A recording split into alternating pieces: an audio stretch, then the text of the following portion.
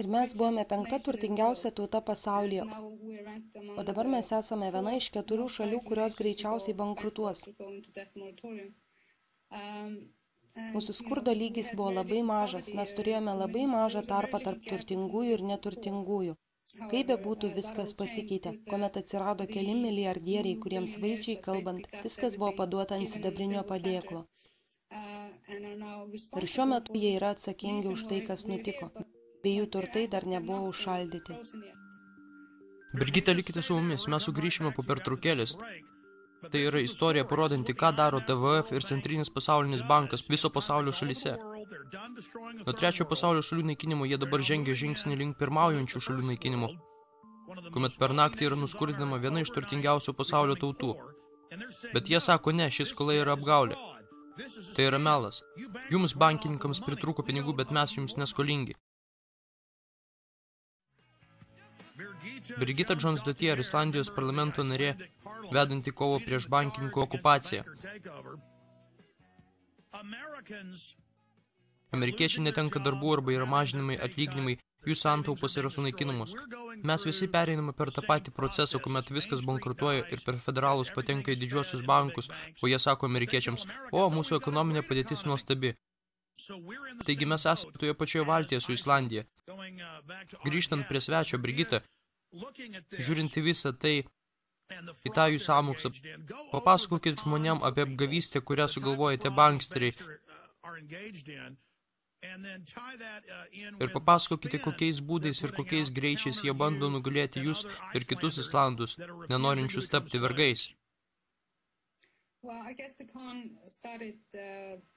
Manyčiau, apgaulė buvo pradėta daryti ganėtinai slapta. Nes žinot, tiesiog buvo vykdomi tarbankiniai paskolų perdavimai. Ir tame tarytum nebuvo jokio nusikaltimo. Jie tiesiog darė įdomias piniginės operacijas ir panašiai. Tiesą pasakius, net nežinau angliškų tų terminų. Bet galiausiai, kai jiems iš tiesų desperatiškai prireikė pinigų, jie pradėjo apgaudinėti pensininkus bei imigrantus, kuomet prašė pervesti jų santaupas į didelės rizikos sąskaitos, tuo pat metu sakydami, jog rizikos nėra. Ir net sakė, jog čia bus didesnės palūkanos be jokios rizikos ir kad bus visiškai saugu laikyti santaupas tose sąskaitose.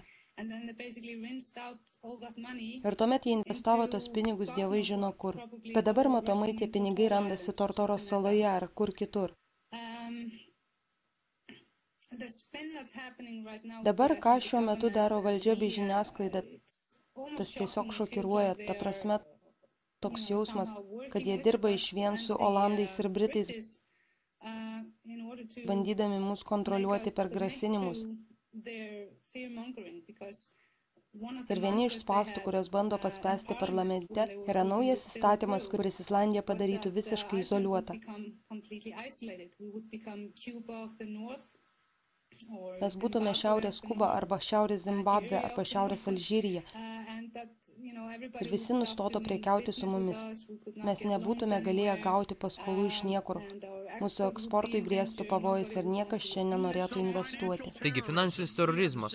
Mes čia turim tokius pačius reikalus. 2008 metų spalį mums buvo pasakyta, jog bus paskelbta karinė padėtis. Jūsų ekonomika bus sugriauta, suteikite mums neribotas galės. Ir dabar eina kalba apie kriminalinius kaltinimus Gaidneriui bei kitiems. Jie daro nusikaltimą, tai tokie pat žmonės kaip Robas Dozas, Robas Diu. Kodėl Islandams nepabandžius išduoti arešto orderius tiems bankininkams, kurie dalyvavo šioje apgaulėje? Tas akimirksniu užbaigtų jų propagandą, kuomet žmonės juos pamatytų su antrankiais. Taip, visi tik to ir laukia. Iš tiesų dar yra komisija, kurią aš inicijavau, kuri dabar vykdo tyrimą. Ir iš tiesų kito mėnesio pradžioje pasirodys nepriklausomos komisijos ataskaita ir visi su nekantrumu laukia tos ataskaitos. Aš tikiuosi, kad tiek tie politikai, kurie miegojo, tiek tie, kurie atvirai dalyvavo toje apgavystėje, kuomet suteikė palankės sąlygas susiformuoti toms institucijoms, priimdami įstatymus, bei tie kriminalai, kurie pavogė pinigus, kad visi jie bus prilyginti rusų mafijai.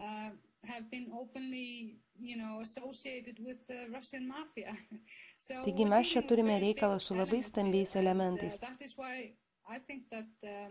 Ir štai dėl ko Islandijos žmonėms reikia tos paramos.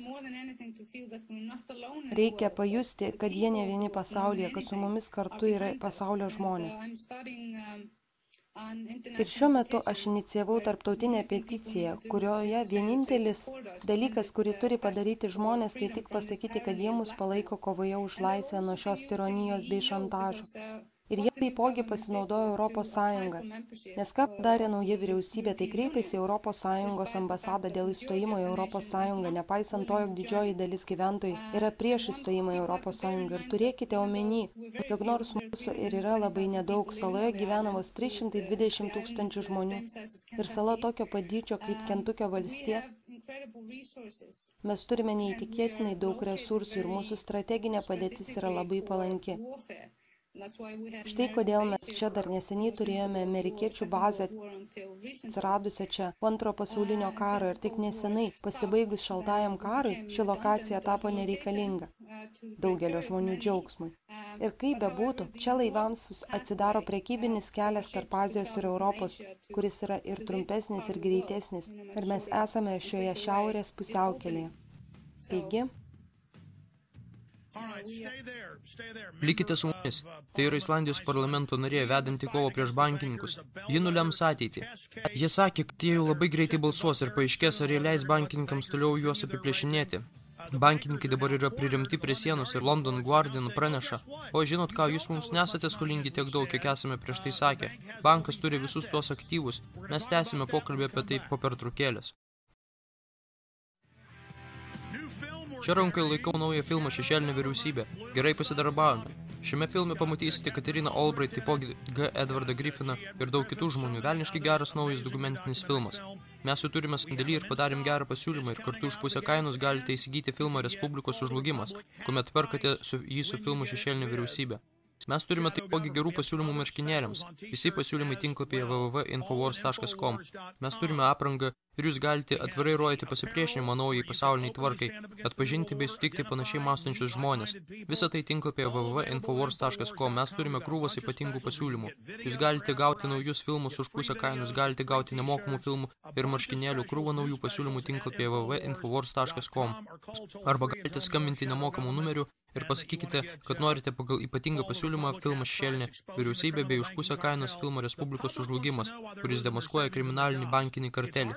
Visuomenė nori žinoti, kodėl jį praranda savo santaupas bei darbus. Tai yra mūsų pareiga demaskuoti šios žmonės. Šešėlinė vyriausybė bei Respublikos sužlugimas iš tinklapio www.infowars.com arba skambinkite nemokamai 8882 53 31 39 ir galite pamatyti aukščiausioje kokybėje visus mano filmus per www.prisonplanet.tv. Mes dar turime gerus pasiūlymus kiekvienų metų gruodžio mėnesį ir dalį sausio mėnesio, ir jie baigia galioti šį penktadienį. Jūs vis dar galite gauti 5 mėnesius nemokamos www.prisonplanet.tv registracijos. Ir ten mes gyvai transliuojame radio laidą bei video. Tai žymiai daugiau nei ši webkamera, yra dokumentų kamera, mūsų svečiai ir visa kita. Geresnės kokybės radio laidos įrašų archyvas tinklapyje prisonplanet.tv. Ir jūs galite parsisiųsti bei įsirašyti į diskus tiek filmus, tiek laidos įrašus. Galite pasirinkti bet kokias temas. Yra viskas. Femala gerai, vakcinos, užgrobimas per melagingą aplinkosaugą. Apie viską tai rasite tinklapyje prisonplanet.tv. Ir dabar norėčiau, kad mūsų svečių paskambintų klausytojai su klausimais konkrečiai apie šį bankininkų demaskavimo atvejį. Jei būtent turite klausimų mūsų svečiui apie tai, kas vyksta Islandijoje, kas vyksta Europoje, kas vyksta šiuo metu Jungtinėse valstijose, apie tai, kaip jie pradėjo priešintis bankininkams, kaip atvirai pradėjo juos įveikti. Nemokamas numeris prisijungti prie mūsų šiandieną šį trečiadienį 2010 m. sausio 13 dieną yra 1-800-2599-231. Ir šiandien per video Skype programą prie mūsų iš Islandijos sostinės prisijungia Islandijos parlamento narė ir savo partijos įsteigėja. Ši partija parlamente užima vis daugiau ir daugiau vietų ir darosi vis populiaresnė, kadangi žmonės pradeda sukilti ir priešintis bankininkams. Brigita Jones-Dutier yra mūsų svečias. Kas ką tik prisijungė prie mūsų laidos, tai pakartosiu klausimą, kurį uždaviau prieš pradedant pertraukėlę. Berods dabar Islandijoje įvyks balsavimas prieš apgaulės būdų sukurtos skolos mokėjimą bankininkams, kurie jau ir taip jos apiplėšė, bet norėjo daugiau. O dabar netikėtai pradėjo čiulbėti. O mes čia staiga banke radome visus tos aktyvus ir berods jūs mums nesate skolingi tiek daug, kiek manėm, nepaisant to, kad visa tai yra apgaulė. Ir dabar jie atsitraukia ir sako, Okei, mes jūsų nesunaikinsim, neįvesim embargą, nedarysim blokadų, mes nesunaikinsime jūsų naciją po to, kai jau apiplėšim. Jei sumokėsite tik trečdalį nuo to, ką norėjome. Taigi vėl mes jums parodome, kad šie vyrukai tai yra popieriniai tigrai, kad jie virsta šiaudiniam kliausim, kuomet pradedat jiems priešintis. Ir jūs vadovaujate šiai kovai ir mums labai didelė garbė kalbėti su jumis ir mes jūs sveikiname, nes tai mūsų visų bendra kova, prašau tęskite. Aš tik noriu patikslinti vieną dalyką, tai yra tai, jog žmonės vedantis šią kovą yra visi Islandijos žmonės. Taip, bet turiu omeny, kad jūs pasirodėte ir visi didžiausi pasaulio laikraščiai pradėjo apie jūs kalbėti. Turiu omeny, jog jūs iš tiesų esate pagrindinis žmogus, bei taipogi gera oratorė. Turiu omeny tai, jog jūs esate lyg veidas ant laivo priekio. Na, gal galima būtų tai pasakyti, bet nenorėčiau priskirti savo visų nuopelnų. Iš tiesų čia stengiasi ir prisidėjo daug žmonių.